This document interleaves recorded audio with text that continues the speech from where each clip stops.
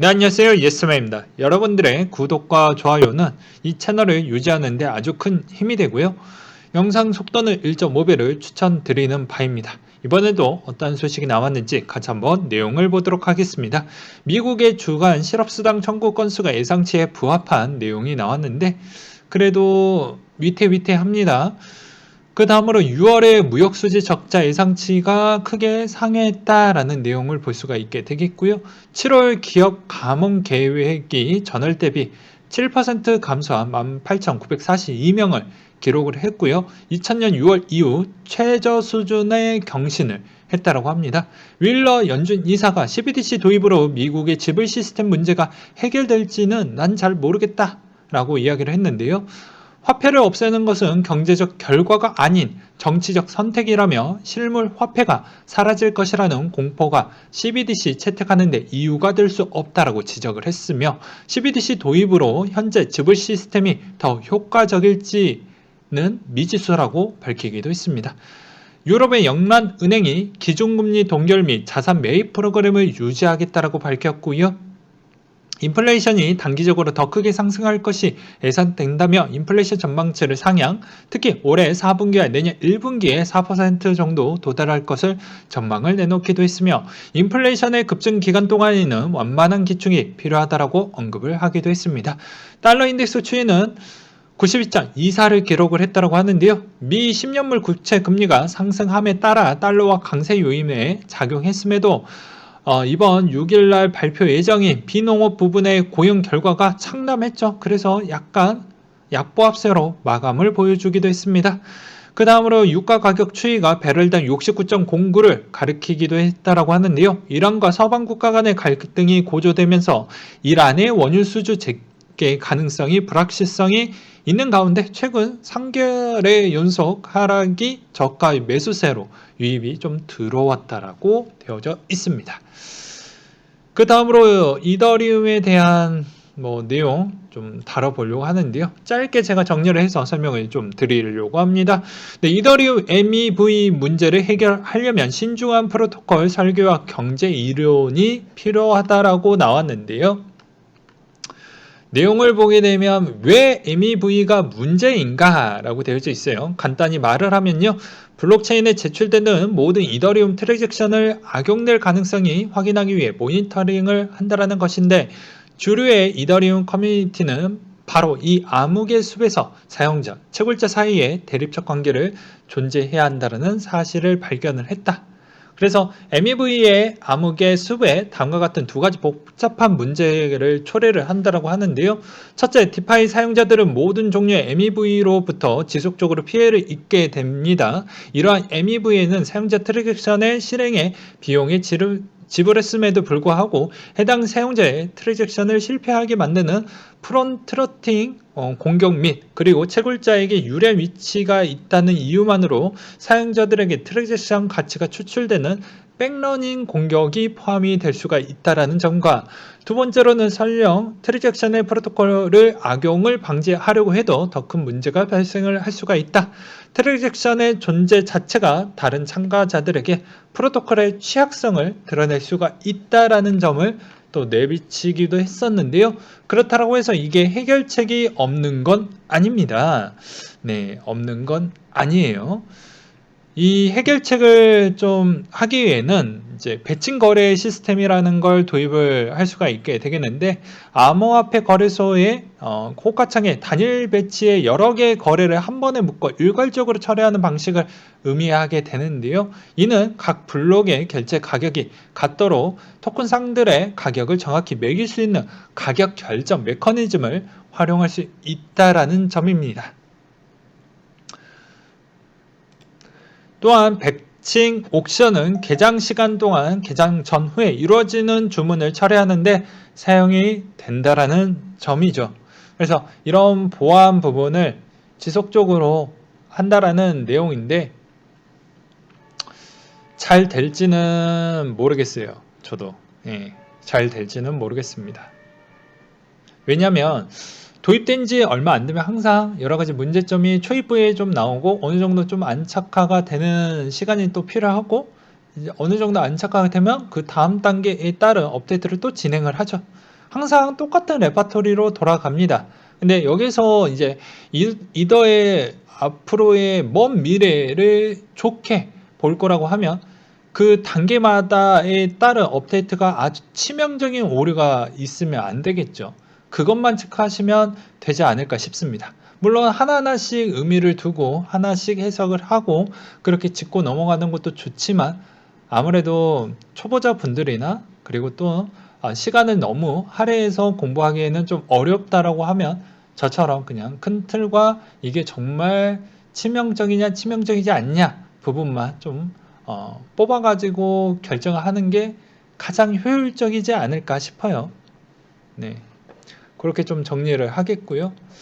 이더리움 지난 시간당 분당 평균 4.9 이더를 소각을 했다라고 합니다. 이더리움 네트워크 1시간 동안 소각 속도는 분당 5 이더에 나타났다. 해당 속도로 소각이 진행될 경우 현재 가치로 약 7,000 이더, 1년에 255개 이더 상당히 소각될 전망이라고 되어져 있고요. 이렇게 소각이 되게 되면 가격은 어느 정도 방어가 되겠죠. 그러면서 시즌3가 되고 그때 또 디파이가 활성화가 되고 NFT는 더 많은 활성화가 이루어지겠죠. 그러면 당연히 이더는 지금 대비보다 더 가격이 올라갈 수밖에 없는 구조는 기정사실화이다 라고 볼 수는 있게 되겠습니다. 그리고 비탈릭도 자신감을 더 갖게 됐다라는 내용이 나온 게 있는데요. 런너 하드포크 성공, 이더 1, 이더 2 병합 자신감에 생겼다. 해당 블룸버그와 인터뷰를 통해 가지고 성공적으로 도입함에 따라 병합에 대한 자신감이 더욱 생겼고 런너 하드포크는 5일 기준으로 저녁에 완료가 됐고요. 5가지 EIP 이더리움 개선 제안을 도입을 했으며 특히 소각 메커니즘 EIP 1559가 주목을 받았다고 합니다. 그래서 이더리움이 한동안 좀 많이 올라가기도 했었고 이더리움 클래식도 어느 정도 가격을 방어가 좀 되기도 했었어요. 그리고 체인링크가 크로스체인 상호 운용소 프로토콜 CCIP를 발표를 했다고 하는데요. CCIP는 개발자들에게 여러 블록체인 네트워크의 상호 운영 가능성을 안전한 크로스체인의 어플리케이션을 쉽게 구축할 수 있는 오픈소스 표준을 제공을 해준다는 점을 기억을 해두셨으면 좋겠고요. 아무래도 디파이의 어떻게 보면 서브 플랫폼에 준한 만큼 잘 돌아갈 것이라고 저는 믿어 의심치 않습니다. 그 다음으로 피델리티 이머니 비트코인 강세장 아직 안 끝났다라는 이야기를 또 하기도 했었고요. 그 다음에 정은보 금감 원장이 해결과제 암호화폐 포함 사후 제재보다 사장 감독에 역점을 두겠다.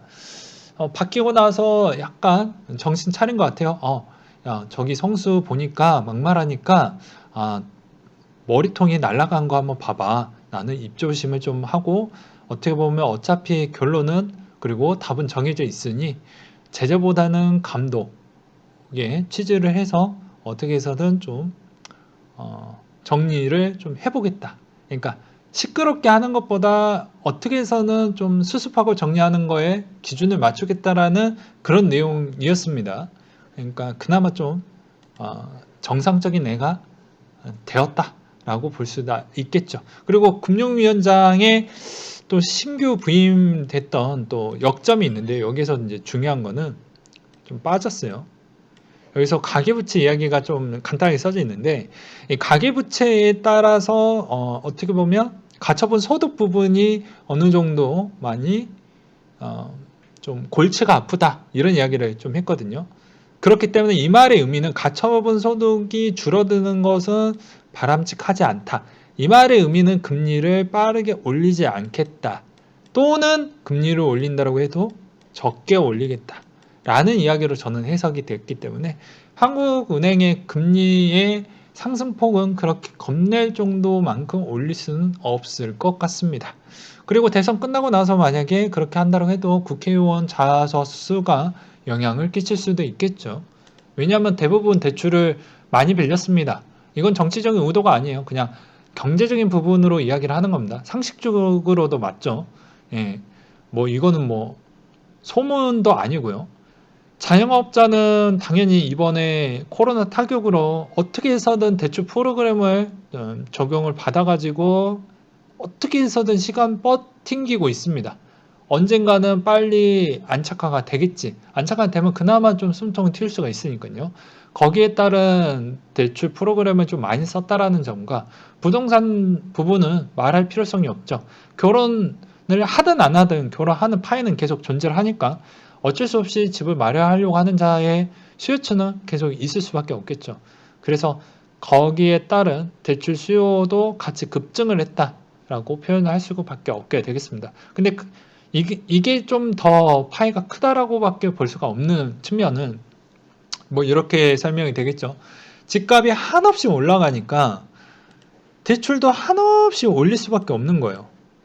그러다 보니 정부의 입장에서 대출을 어느 정도 제약을 둔 거죠. 왜냐? 집값이 어디까지 올라갈지 모르니 어느 정도에 대한 선을 이렇게 그어 놓은 겁니다.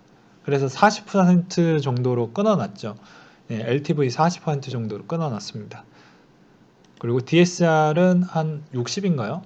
기억이 잘 나진 않지만 아무튼 그랬던 이유가 그것이 좀 대출의 가장 큰 부작용으로 좀 키우지 않았나라는 시점이고 웬만하면 빨리 집값이 안정화가 좀 되었으면 좋겠습니다. 집 하나 마련하는데 노동에 대한 그런 기간을 좀 따져보았을 때 거의 40년 정도, 30년 정도를 해야 된다는 것은 거의 뭐 어떻게 보면 젊어서부터 늙을 때까지 쉬지 않고 빚만 갚다가 집 한 채만 남을 것 같거든요.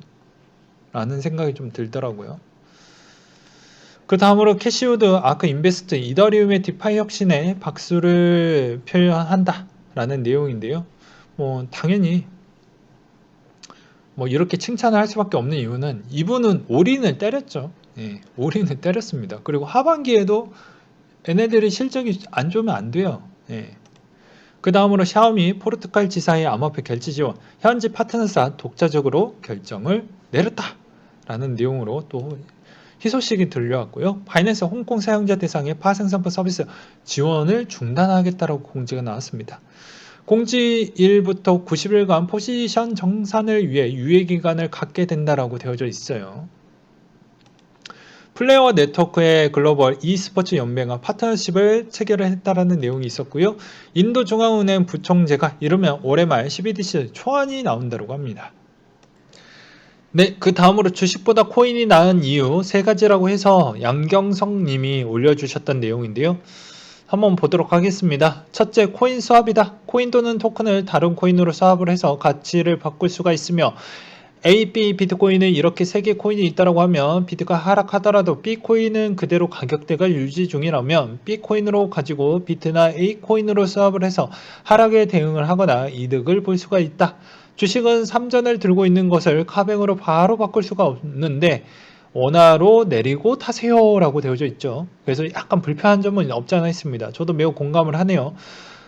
또 두 번째로는 둘째, 자동화된 시장 API다. 주식 프로그램만 봐도 자동 매도 프로그램이 있지만 탈중앙화 또는 수합 또는 대출 프로그램과 기민하게 바로 연동하면서 개인이 호가창에 봇을 돌리기가 너무 쉽고 가령 팬케이크 수합의 대출을 받기 좋을 때 담보 설정해놓고 바로 코인베이스 거래를 할 수 있도록 조치가 가능하다. 호가창이 0.01초 기준으로 마구 바뀌게 되며 주식보다 더 자유롭고 대출 심사도 받고 과정이 거의 없으니 바로바로 디파이의 힘이 곧 코인 시장의 유동성의 힘이 되어버린다.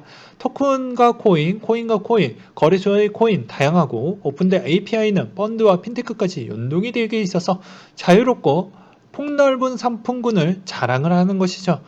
그리고 복잡한 절차로 인해서 시간의 소요 부분도 상당히 즉 시간은 돈이기 때문에 시간에 따른 전략이 얼마나 되느냐에 따라서 내가 이자 농사를 더 빨리 지을 수가 있으니 그만큼 매력적이다. 이것도 저는 매우 공감이 됩니다. 마지막으로 코인마다에 따른 계좌라고 되어져 있는데요. 증권 거래소와 거래하거나 장외 거래소에 거래하는 반면 코인은 어드레스를 통해서 직접 시드를 교환할 수 있게 되며 이는 매우 특이한 관점으로 종목에 계좌번호들이 있는 개념이 된다. 거기에 개인이 가상 계좌까지 팔 수가 있게 되며 결국 개인이 시드 펀드를 모을 수가 있기도 하고 증권이기보다는 자금에 활용할 수 있는 툴이기도 된다. 라는 점이죠. 그렇죠. 마지막으로 장점은 덕분에 코인 시장은 증권보다 더 강력한 자율성을 확보되었다라는 것이라고 생각이 든다. 증권과 화폐와 해칭의 성격이 세 가지가 자산 형성을 받쳐주다 보니까 짬뽕의 도박적인 인게이지가 발현이 되면서 폭발적으로 성장이 되지 않겠냐. 그러다 보니까 SEC 게리 겐슬러 형도 이거 뭐지? 고민이 좀 많이 되는 그렇게 생각이 든다 라고 되어져 있습니다. 그렇기 때문에 저도 이 내용을 전체적으로 보게 되면 아주 공감이 되고 동의를 하는데 그렇기 때문에 등락폭도 크고 위험성도 크는 거겠죠. 그리고 그만큼 높은 수익률이 나올 수 있는 파이가 존재를 하며 여러 가지 측면으로 금융 상품에 따른 접근성이 매우 좋다라는 점, 그리고 대출도 맨날 어떻게 보면 어디 대형 은행에서 예부로 하면 빨리 대출이 나옵니다. 하는데 이런 건 그딴 것도 필요 없죠. 네. 물론 그게 문제가 될 수도 있지만 현재 상황으로 봤을 때 간소화 절차가 이렇게 잘 되어져 있는 시스템은 없다. 근데 나중에 규제안이 조금씩 붙게 되면 그 간소화가 조금 더 복잡해질 수는 있어요. 네. 그래서 저도 이 말에 상당히 동의가 되고 공감도 많이 됩니다. 네. 반면 이제 또 엄청난 부작용으로 본다라고 하면 그런 게 나오겠죠. 이쪽에 따른 어떻게 보면 기초 지식이 별로 부족한 코리니 분들이 매우 대거 들어옴으로써 어떻게 보면 정신적, 신체적 피해가 좀 많이 있었다. 오히려 공부를 하고 들어왔다라면 그나마 조금 덜 망가졌을 텐데 그분들에 따른 인생에 또 그런 약간 어떻게 보면 실패자라는 생각을 안 했으면 좋겠다라는 생각이 들어요. 인생은 다시 한번 회복하는데 시간이 좀 오래 걸리겠지만 그래도 이런 게 또 좋은 경험으로 남고 또 한 단계 더 성장할 수 있는 계기로도 작용을 하거든요. 저도 엄청난 실패를 많이 여러 번 경험을 해봤습니다. 코인이 아니더라도요. 인생으로 인해서. 근데 그런 걸 꾸준히 밟고 계속 성장을 했기 때문에 제가 이 자리에 있는 거예요. 그런 거를 좀 보셨으면 좋겠습니다. 정말이에요. 정말 힘든 시점도 많이 있었거든요. 그 다음으로 파워 렛저의 스테이킹 업데이트가 시작한다라는 내용이 나왔습니다. 네, 그 다음으로 마지막 소식으로 XRP 리플 호재가 나왔다. 페이백 마스터카드 커뮤니티 한정 출시하겠다라는 내용이 나왔어요. 근데 시장은 또 움직여 주지 않는 게 좀 아쉽다라고 볼 수가 있게 되겠네요. 그 다음으로 코인베이스의 애플페이, 구글페이 결제 기능도 도입하겠다. 그러니까 코인베이스가 3분기, 4분기도 좀 애매한 그런 스탠스를 보여줄 수 있다 보니까 어떻게 해서든 계속 파일을 늘리고자 해서 해당에 있는 그런 시드가 들어올 수 있는 수단을 계속 열어두고 있는 것이죠. 그래서 상당히 그나마 좀 괜찮다라는 점을 꼽을 수가 있게 되겠고요. 일본의 암호화폐 거래소 협회에서 6월달 일본 현물 거래량을 공개를 했다고 하는데 다소 현물 거래량이 폭발적으로 성장을 했지만 지금은 약간 쉬어가고 있다는 걸 알 수가 있습니다. 현물 거래량이 월 23조 원 정도가 되고요. 알트 시즌이 상승의 과거 최고가 된 5월 달에 53조 원 정도 크게 밑돌았다고 합니다. 근데 6월까지에 대한 시장은 좀 얼어붙었기 때문에 아무래도 저희 생각은 9월까지는 어느 정도는 크게 올라와 줘야 돼요. 회복을 해줘야지 그나마 남은 시즌에 대한 기대감을 빠르게 가져갈 수가 있습니다. 그렇기 때문에 8월에는 중요한 소식이라고 볼 수가 있겠지만 9월 달에는 얼마나 차트가 빠르게 회복을 해주느냐가 진짜 중요한 거예요. 그래야 여러분들한테 마지막 수확을 할 수 있는 시점을 줄 거냐, 그렇지 않고 오히려 조금만 수익을 주고 오히려 그냥 거기에서 끝나는 시장이냐가 갈리는 시점이 9월 달로 저는 보고 있습니다. 그래서 저는 오히려 하반기 못 먹어도 고 때렸죠. 그만큼 위험성 높은 형태로 베팅을 때렸습니다. 왜냐? 물려도 어차피 저는 존버가 가능하죠. 근데 다른 분들은 또 그렇지 않으신 분들도 있기 때문에 웬만하면 9월 달에 어느 정도 반등의 수치가 그래도 잘 나와 주어야 됩니다. 그래야지만 남은 하반기 부분에서 그나마 알트코인하고 그나마 비트코인에서 먹을 자리 한 번 더 주고 그 뒤로부터는 어떻게 될지 몰라요. 네. 왜냐면 내년 되면 어차피 확실한 점은 무엇이냐면 어차피 22년도와 23년도 사이에 테이퍼링 무조건 한 번 합니다. 그러면 어떻게 될까요? 가장 시장이 약한 시장이 코인 시장입니다. 아까도 저분께서 이런 이야기를 또 했잖아요. 뭐라고 했습니까? 이 양경석 씨가 뭐라고 했죠? 여기서도 수학과 대출 프로그램이 너무 잘 되어져 있어요. 그래서 누구나 접근을 할 수 있게끔 잘 만들어 놨죠. 라고 이야기를 해놨죠. 그렇기 때문에 이 시장에 있어서 어차피 만약에 그런 악재가 나오면 쭉쭉 밀립니다.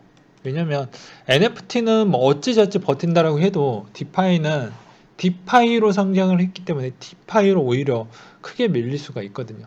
말 그대로 대출과 이자 농사 부분에 따른 또 LTV가 얼마만큼 또 설정해 놨느냐에 따라서 터질 만한 소재가 연달아 터지기 때문에 쉽지 않는다 라는 거. 그리고 지금 이 상황에서도 아직까지도 문제가 있는 디파이 부분이 꽤 있기 때문에 그거에 따른 여러 가지 문제점, 오류 그런 것도 그 전에 5월 달에 다 설명을 드리기도 했었죠. 그러니까 그런 것도 좀 조심하셨으면 좋겠고요. 근데 그런 게 나오는 또 시점도 먹을 게 없었을 때 나올 때도 있어요. 예. 잘 될 때는 안 해요. 왜냐? 원래 잘 되니까 충분히 그런 상황이라도 그냥 먹을 게 많다라는 것이죠. 근데 그렇지 않았을 경우에는 이런 거라도 좀 해야 먹을 게 떨어지니까 또 그렇게도 해석을 해볼 수가 있게 되겠습니다. 아무튼 중요한 거는 9월 달에 대한 회복 부분이 어디까지 회복을 해줄 거냐가 제일 중요하다. 그걸 좀 잘 체크를 하시고 일단은 8월 일단 첫째 주 이제 막 지나가고 있기 때문에 저는 다음 주에 어찌 됐든 간에 매입을 할 생각입니다. 네, 커뮤니티에는 제가 바빠가지고 못 남길 수도 있기 때문에 영상을 잘 챙겨 보셨으면 좋겠습니다. 저는 예정대로 다음 주에 매입을 할 생각을 갖고 있어요. 왜냐하면 대충 조각을 맞춰 보니까 굳이 잭슨홀 미팅을 보고 이야기를 하는 게 더 명확하긴 하겠지만 그래도 제가 이때까지 돌아가는 판을 쭉 보았을 때는 괜찮을 거라고 생각이 들기 때문에 그 시점에서 아마 매입을 할 생각을 갖고 있습니다. 역시 사람은 용기와 그리고 기다림이 수익을 가져다 주는 게 아니겠습니까? 어차피 세계관은 이미 답이 정해져 있다라는 점을 그전에도 다 설명을 드렸기 때문에 굳이 설명을 안 하겠고 아까도 이야기를 했지만 용기와 기다림 누가 더 오래 버티냐에 따라서 수익은 챙겨 먹을 수 있다는 거.